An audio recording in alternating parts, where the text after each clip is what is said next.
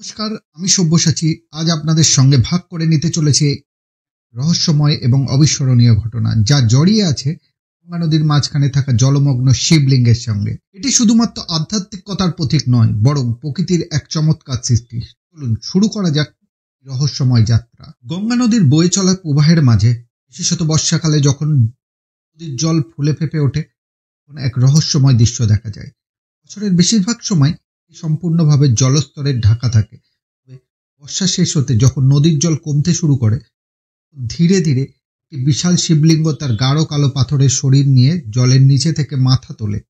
স্থানীয়রা বলে এটি প্রকৃতির এক অলৌকিক সৃষ্টি এবং শিবের সরাসরি উপস্থিতির প্রতীক। কিন্তু কিভাবে এই শিবলিঙ্গ এখানে এলো? শিবলিঙ্গের ইতিহাস আজও ধোঁয়াশায় ঘেরা। কিন্তু লোককথা বলে শিবলিঙ্গ ভাগীরথীর দ্বারা প্রতিষ্ঠিত হয়েছিল, তখন গঙ্গাকে পৃথিবীতে নিয়ে এসেছিলেন। কথিত আছে গঙ্গার প্রবল স্রোতকে নিয়ন্ত্রণ করার জন্য শিব নিজে এই স্থানে উপস্থিত হন এবং তার স্মৃতিতেই এই শিবলিঙ্গ স্থাপন করা হয়। স্থানীয় লোককথা থেকে জানা যায় শিবলিঙ্গ একসময় এক রাজা এবং তার রাজ্যের একটি তীর্থস্থান ছিল, কিন্তু প্রাকৃতিক দুর্যোগ এবং নদীর প্রবাহের পরিবর্তনে এটি ধীরে ধীরে নদীর মাঝখানে চলে যায়। বিশ্বাস করা হয় গঙ্গা প্রবাহের সঙ্গে শিবের গভীর সংযোগ রয়েছে। এই শিবলিঙ্গটি প্রকৃতপক্ষে শিবের জাগ্রত শক্তিকে প্রতিফলিত করে। তোরা মনে করে এখানে আসলে প্রার্থনা করলে সমস্ত পাপ ধুয়ে যায় এবং মনোবাসনা পূর্ণ হয়। বিশেষত শ্রাবণ মাসে যখন ভক্তরা এখানে পুজো করতে আসেন, পরিবেশ যেন শিবের মন্ত্রে মন্ত্রমুগ্ধ হয়ে ওঠে। এই অংশে আমরা একটি প্রশ্নের সম্মুখীন হই। শিবলিঙ্গ কি শুধুমাত্র প্রকৃতির খেলা, নাকি সত্যিই শিবের অলৌকিক শক্তির প্রতিফলন?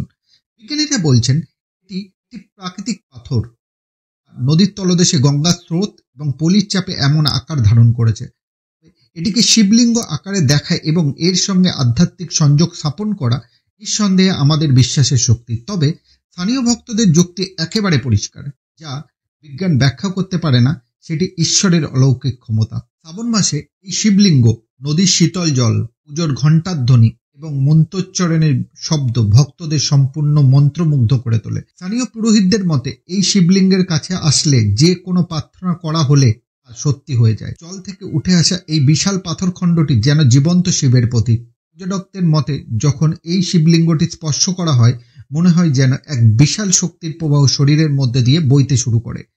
এই শিবলিঙ্গটি শুধুমাত্র একটি পাথরই নয়, রহস্যের আধ্যাত্মিকতার প্রতীক। জলমগ্ন শিবলিঙ্গ আমাদের শিখিয়ে দেয় প্রকৃতি এবং আধ্যাত্মিকতার অটুট বন্ধনের কথা। শুধুমাত্র শিব ভক্তদের জন্য একটি তীর্থস্থান নয়, বরং সমস্ত মানুষের জন্য এক গম্ভীর উপলব্ধির জায়গা।